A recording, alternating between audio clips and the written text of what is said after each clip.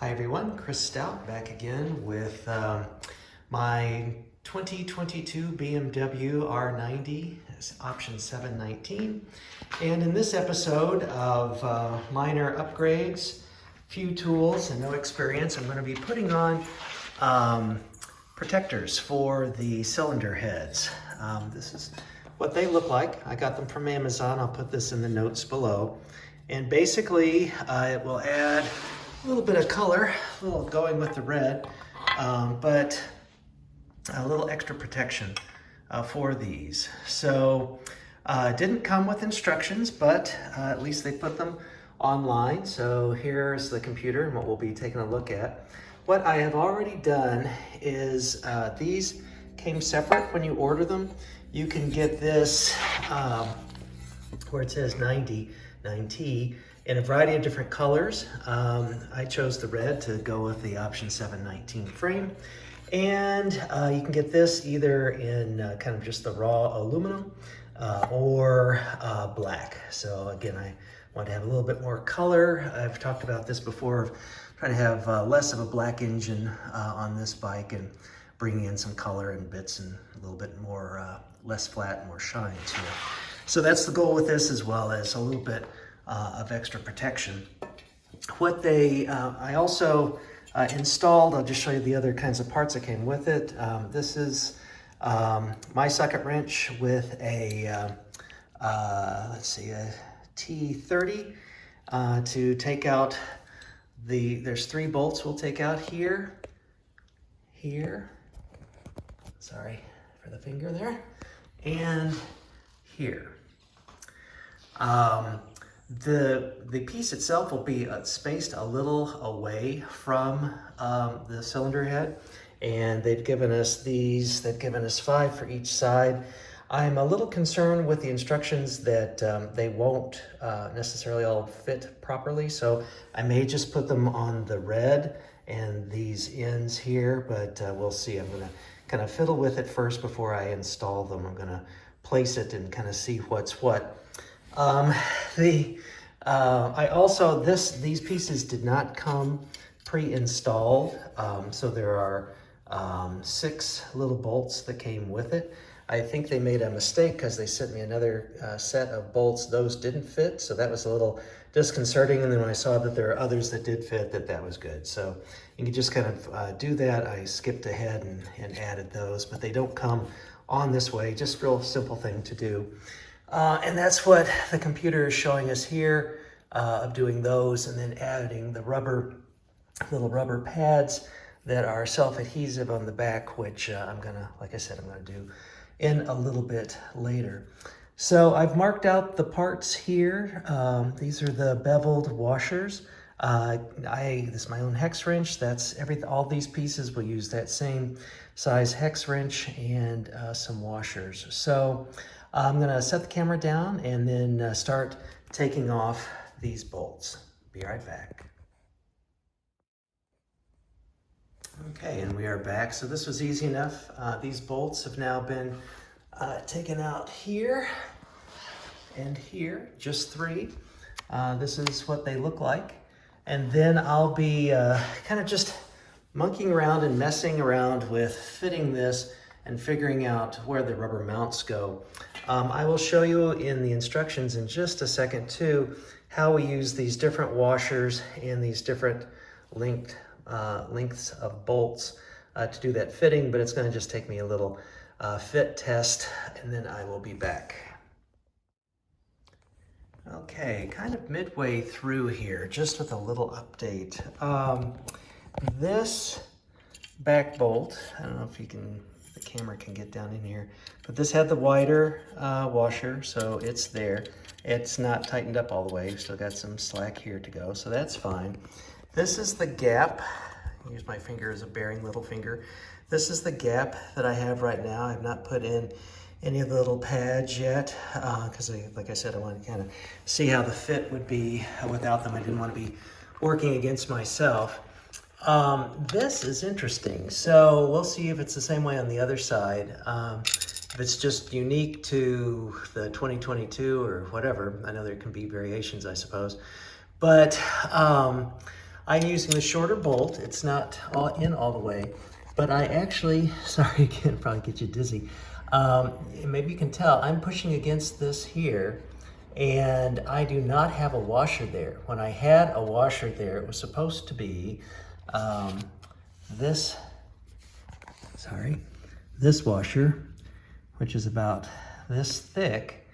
And I was just fighting against myself. I could, with that washer here at the lower part, I could not get this screw started, or bolt. And this bolt in the instructions was noting to use this washer, for spacer rather, and it's just simply too thick. So I wound up using the smaller spacer, which looks like this, which is supposed to go here, and I've used it here, if you can see down in there. And again, nothing's tightened up yet.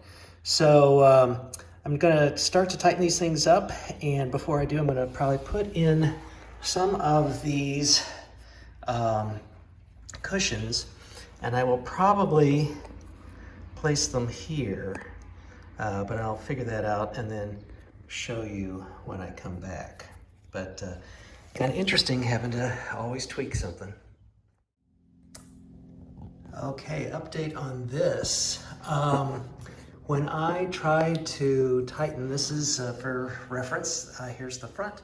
When I tried to tighten this piece, the bolt was probably 2 millimeters too long, so I couldn't cinch it all the way down. It actually then, gets to a point of where it hits inside the cylinder head. This bolt was defined in the instructions to be a shorter piece, but it actually goes all the way through. It's just open back here on the backside. You can't really see it, but I can see daylight through it. So it's just straight through. So I'm going to swap this shorter bolt with this longer bolt, because it doesn't matter how far back this goes, but it does matter in terms of cinching down there, and I certainly should have enough bite on that. So I'll test that out. Okay, and we are back with, I believe, one side done. So here's a couple little helpful hints. Use the shorter screw and the shorter washer here.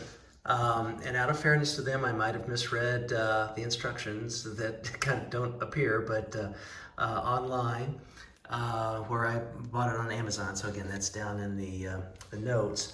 I did not have to use a washer here, and I'd recommend not doing that. I think the spacing would be too much, at least on this 2022.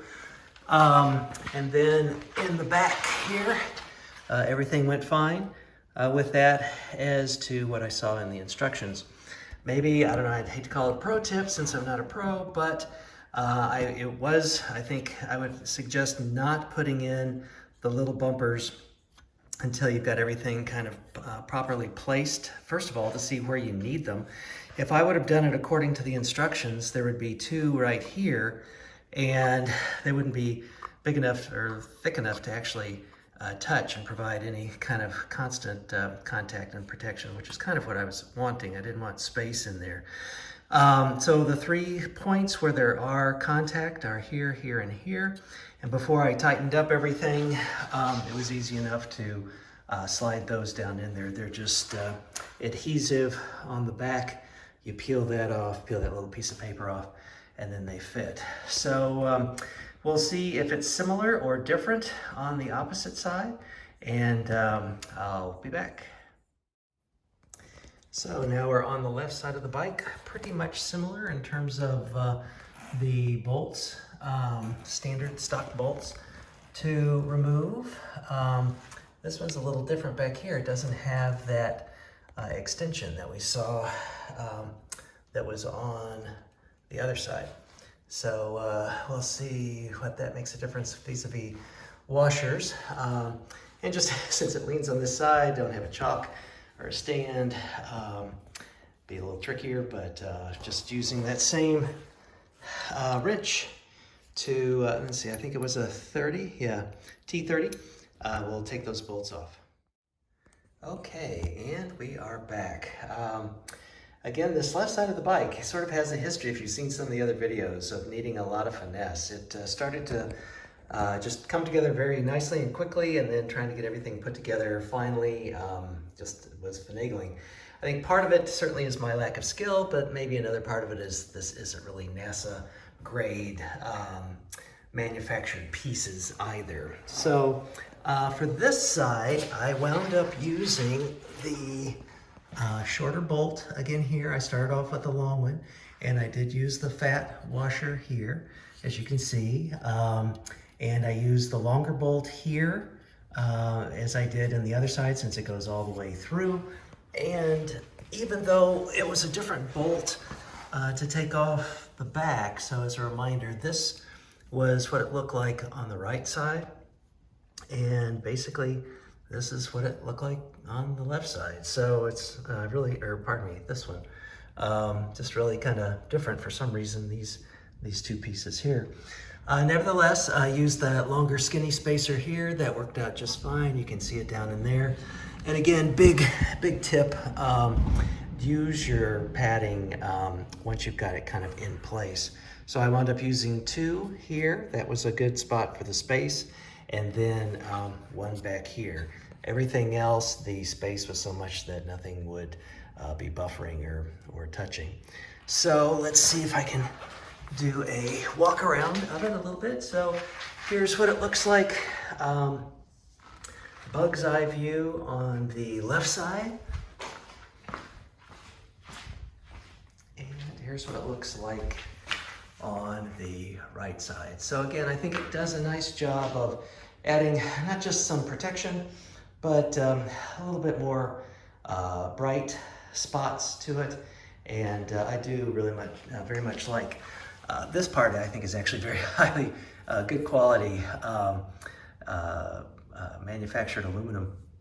And the color is really nice. It's got a little bit of a flat sheen to it, if that's not too much of a contradiction. And I think it just plays very nicely with everything else that's going on, where there's red on the bike, and brings a little bit more to it. So thanks, I hope you enjoyed this video. Please do check out the other ones. I've got a couple more projects coming up here for 2023, and as always, ride safe.